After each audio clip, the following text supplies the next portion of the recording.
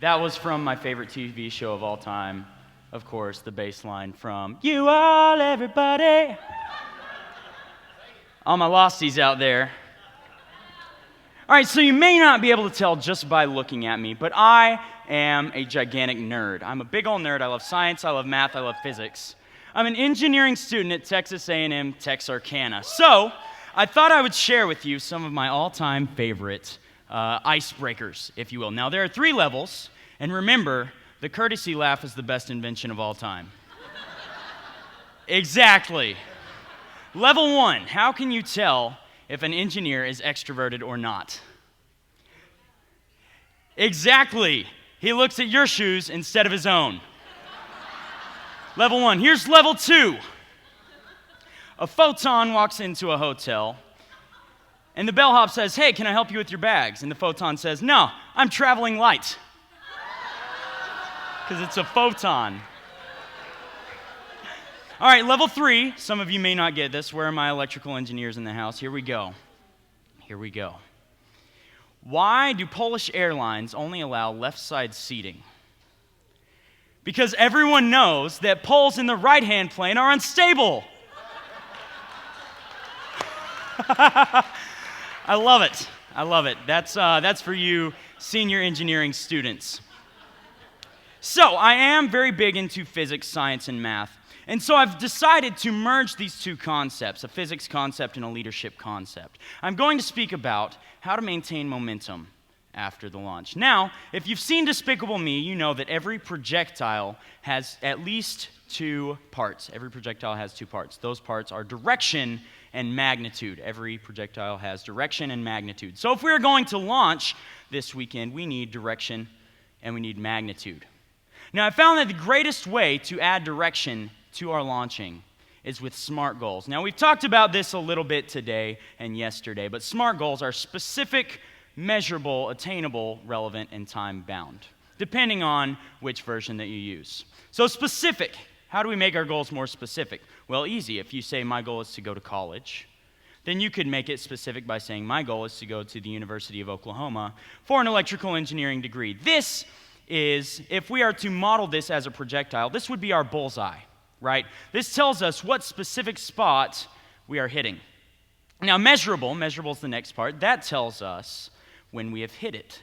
So, I want to graduate within 4 years, for example.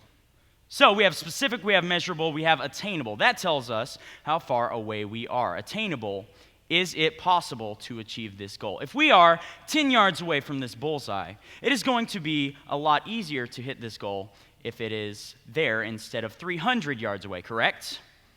So, then we have relevant. Relevant is the absolute most important part of any SMART goal.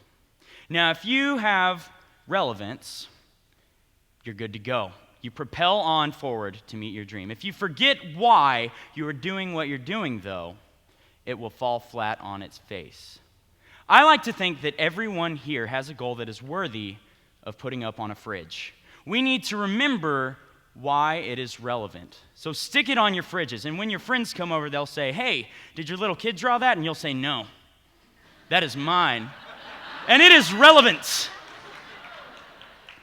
So we have relevant, and last we have time-bound, the T part of SMART, S-M-A-R-T, time-bound. That tells us when we are going to meet our goals. So should we do it now? Should we do it later? I found that by adding a time to the end of something, it helps you stay on top of it better.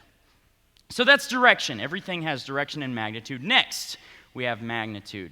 Now, if you will, magnitude is the force, the energy, the power behind something, right?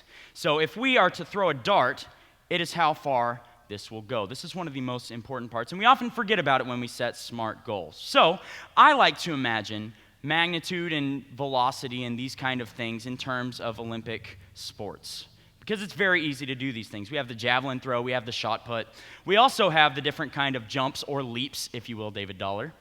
So we have our different kinds of leaps. We have our standing long jump, we have our running long jump, and we have our triple jump. Now, for those of you that don't know, the standing long jump, you plant your feet firmly on the ground, and then you jump. Now, I made it about 3 to 4 feet there. The world record was set last year at the NFL Combine. That world record is 12 feet, 3 inches. Yeah, I know. Exactly. That takes a lot of hustle. So 12 feet, 3 inches. Now, the running long jump, can anybody guess what that might be, what the world record for that might be? 29 feet, 4 inches. So over twice the length of the standing long jump, it is 29 feet and 4 inches. And of course, the triple jump, the world record for that, just like David said yesterday, you jump on the same foot, you jump on the other foot. The world record for that is 60 feet. 60 feet. So how in the world do they get that far? They gain momentum. Now, I've titled this, How to Maintain Momentum After the Launch. The trick is that momentum is gained before the launch. Now, some of you might be saying, well, I've already launched. How am I supposed to gain momentum now? What if the launch is just another step on your way to jumping? It is another waypoint for you to gain more momentum. Each time you take a step, you build up power, and then you launch. So, what I want you guys to do right now with your notepads, with your paper, whatever you have, I want you guys to write down 3 action steps, 3 steps that will propel you closer to your goal. One of these might very well be launch out.